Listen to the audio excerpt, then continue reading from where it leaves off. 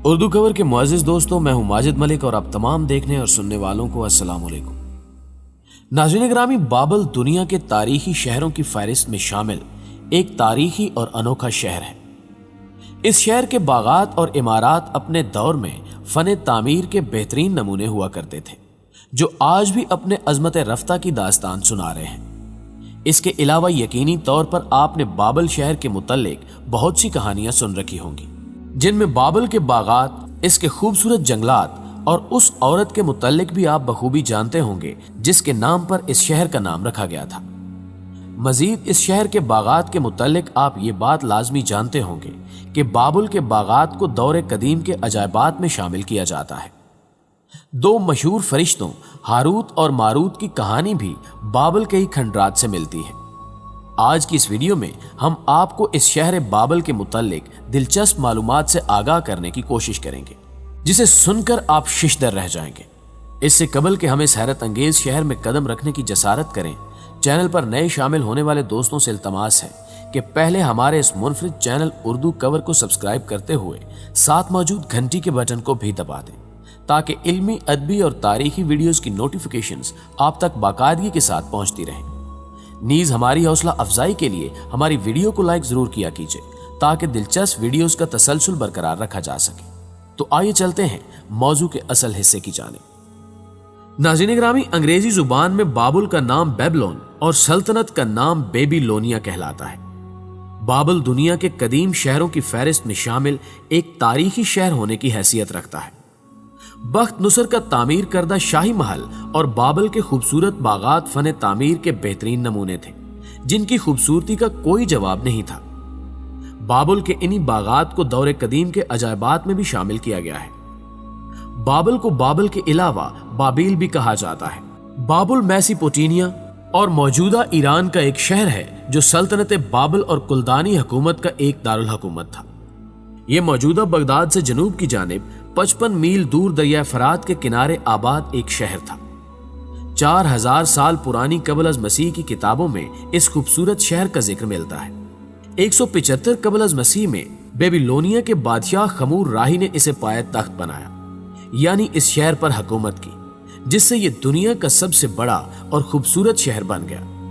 تاریخ میں کچھ جگہ اس بادشاہ کو حمورابی کے نام سے بھی پکارا گیا ہے، اس لیے اس کے صحیح نام سے اسے جاننا ذرا مشکل ہے۔ اس کے بعد 699 قبل از مسیح میں بادشاہ بنوقد نصر یا بخت نصر دوم نے اس شہر کو ایک مرتبہ پھر سے تعمیر کروایا۔ جو پرانا شہر دریائے فرات کے مشرقی حصے پر واقع تھا، بخت نصر نے اس دریا پر ایک پل بھی تعمیر کروایا، جس سے مغربی حصے کا بھی ایک وسیع علاقہ شہر کی حدود میں داخل ہو گیا۔ پیارے دوستو، نے جب اس شہر کی حکومت سنبھالی تو اس کی آبادی کم و بیش 5 لاکھ کے قریب تھی۔ وہ خوبصورت باغات جن کا ذکر دنیا کے 7 عجوبوں میں کیا جاتا ہے، اسی بادشاہ نے اپنی ملکہ کے لیے تعمیر کروائی۔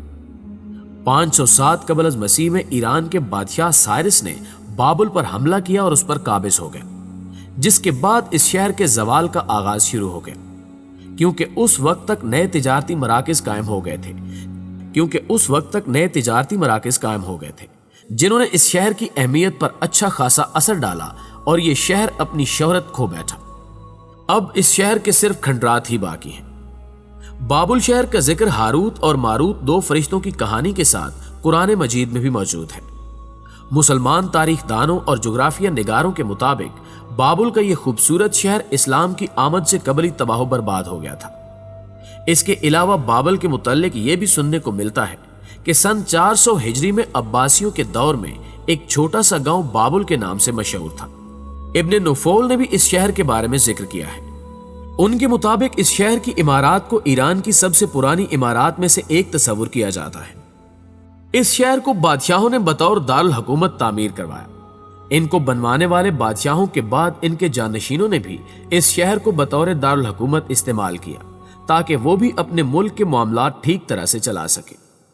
ناظرین گرامی، ابو الفدا اس شہر کے متعلق لکھتے ہیں کہ یہ وہی شہر تھا جس میں نمرود نے حضرت ابراہیم علیہ السلام کو آگ میں پھینکا تھا، مگر اللہ عز و جل نے اپنی نبی کی حفاظت فرمائی اور اس آگ سے حضرت ابراہیم علیہ السلام کو بچا لیا، مگر آج یہ شہر کھنڈرات کی شکل اختیار کیے ہوئے ہے۔ اس کے علاوہ یہاں کچھ بھی دکھائی نہیں دیتا، मगर इन खंडरात के दरमियान एक छोटा सा गांव अभी भी मौजूद है। यहां हम आपको याद दिला दें कि यह वही शहर है जिसमें सिकंदर यूनानी 32 साल की उम्र में 323 कबल अज़ मसीह में दुनिया से रुखसत हुआ था। यह वही सिकंदर यूनानी है जिसे हम आज सिकंदर आजम के नाम से जानते हैं, जिसने अपनी बहादुरी से महज 32 साल की उम्र तक आधी दुनिया को फतह कर लिया था। सल्तनत बाबुल, जिसे बेबीलोनिया भी कहते हैं, ये 2 सल्तनतों का नाम है जो जनूबी मेसोपोटामिया यानी ईरान में कायम हुई, जिसमें से पहली सल्तनत का दौर तकरीबन 1200 से लेकर 1750 कबल अज़ मसीह का है। इस सल्तनत का बानी हम्मुराबी था, जबकि दूसरी बेबीलोनिया सल्तनत का दौर 6ठी सदी में हुआ, जिसे शाह निब्वार सार ने अशूरी खंडरों पर कायम किया और बख्त नुसर ने इसे अरूज तक पहुंचाया। इन दोनों सल्तनतों का दारुल हुकूमत बाबुल था। 549 कबल अज़ मसीह में साइरस आजम ने बेबीलोनिया को सल्तनत फारस यानी ईरान में शामिल किया। बेबीलोनिया के मुतल्लिक कहा जाता है कि यह अपने दौर का मुहज्जब तरीन मुल्क था। यहाँ की मादरी जुबान मौजूदा सामी जबानों यानी इब्रानी और अरबी जुबानों की मां थी। यहाँ रहने वाले अफराद बज़ाहिर तो खुद को मजहब पसंद दिखाते थे, लेकिन उन्हें अपने मजहब से ज्यादा दुनिया अजीज हुआ करती थी। उन्होंने अपने देवी देवताओं के बुत भी तैयार किए, लेकिन उनसे कहीं ज्यादा खूबसूरत इमारात और बागात भी तामीर किए। उस वक्त के बादशाह बख्त नुसर का महल और उसके बागात फन तामीर के बेहतरीन शाहकार थे। बाबुल के बाशिंदे बहुत ज्यादा ज़हीन भी थे। उन्हें इल्म रियाजियात में महारत हासिल थी और सबसे पहले उन्होंने ही इल्म रियाजियात को साइंसी उलूम होने का दर्जा दिया।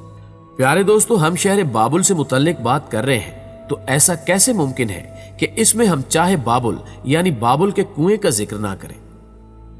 बाबुल के उस कुएं का जिक्र कुरान मजीद और बाइबल में भी आया है, लेकिन चूंकि अब बाबुल शहर अपनी हस्ती से मुकम्मल तौर पर खत्म हो चुका है, तो उस कुएं के वजूद का तो सवाल ही पैदा नहीं होता। मगर बाबुल कहां है और इस कुएं की क्या खासियतें थी, और हारूतो मारूत फरिश्ते जिनका जिक्र इस कुएं के साथ लाजमी किया जाता है, इसके अलावा इन फरिश्तों के जादू की कैफियत क्या थी और बजाते खुद जादू क्या चीज है। बाबुल के उस कुएं के मुतल्लिक समझने के लिए इस तरह के कई सवालात हमारे जहन में पैदा होते हैं। इन सभी सवालात के जवाबात के तौर पर हम सबसे पहले कुरान मजीद की सूरतुल बकरा की तवील तरीन आयत 102 के तर्जुमा व मफहूम पर एक नजर डालते हैं, जिसमें हमारे सवालों के जवाबात मौजूद हैं। कुरान पाक में इरशाद बारी ताला है, जिसका मफहूम कुछ यूं है, और ये लोग उस इल्म के पीछे लग गए जिसे सुलेमान की बादशाहत में शयातीन पढ़ा करते थे, और सुलेमान ने कुफर नहीं किया, अलबत्ता शैतान कुफर किया करते थे कि वो लोगों को जादू सिखाया करते थे। और ये उन बातों के पीछे भी लग गए जो शहर बाबुल में उन दोनों फरिश्तों यानी हारूतो मारूत पर उतरी थी, और वो दोनों किसी को कुछ भी नहीं सिखाते थे जब तक कि उन्हें ये न कह दें कि हम तो सिर्फ आजमाइश का जरिया हैं, तुम कुफर में ना पड़ो। गर्ज लोग उनसे ऐसा जादू सीखते जिनसे ये मियाँ बीवी में जुदाई डाल दें, और खुदा के हुक्म के सिवा वो इस जादू से किसी का कुछ भी नहीं बिगाड़ सकते थे। और कुछ ऐसे मंत्र सीखते जो उनको नुकसान ही पहुंचाते, उनको कुछ फायदा ना देते। और वो जानते थे कि जो शख्स ऐसी चीजों यानी सहर और मंत्र वगैरह का खरीदार होगा, उसका आखिरत में कुछ हिस्सा नहीं होगा। और जिस चीज के इवज उन्होंने अपनी जानों को बेच डाला, वो चीज बहुत बुरी है जिसके बदले उन्होंने अपने आप को बेचा। काश वो इस बात को जानते। नाज़रीन ग्रामी, ये वो आयात हैं जिनमें काला जादू करने और सीखने वालों को बुरा भला कहा गया है। अब बाइबल के हवाले से बात करें तो इसमें भी काला जादू करना कुफ्र और खिलाफे मजहब है। ऐसा करने वाले का दुनिया और आखिरत में कोई हिस्सा नहीं, और ऐसे अफराद का ठिकाना जहन्नुम है। अब बात करते हैं हारूतो मारूत फरिश्तों के बारे में।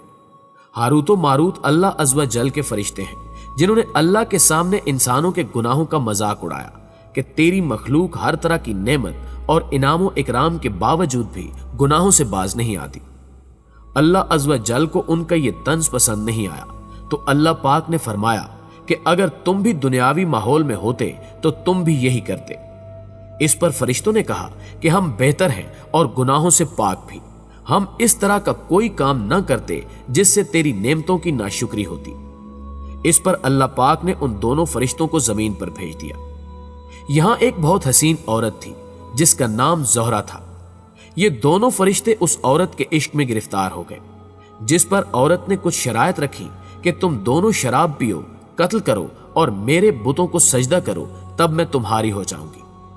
ہاروت و ماروت پر عشق کا ایسا بھوت سوار ہوا کہ انہوں نے شراب پی، قتل کیا اور بتوں کو سجدہ کرنے سے بھی باز نہ آئے، یعنی اس خوبصورت عورت کی تمام تر شرائط مانتے چلے گئے۔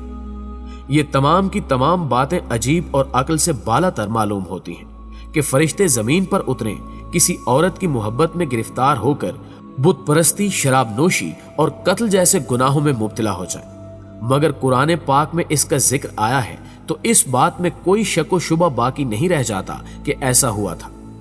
اپنی شرائط منوانے کے بعد زہرہ نامی خاتون نے ہاروت و ماروت سے آسمان پر جانے کا علم دریافت کیا تو انہوں نے اسے اسم اعظم سکھا دیا، جس سے وہ خود تو آسمان پر چلی گئی، لیکن فرشتے راز الہی کھولنے کے جرم میں بابل کے کنویں میں قید کر دیے گئے، جہاں وہ قیامت تک رہیں گے، اور اسے ہی چاہے بابل کہا جاتا ہے۔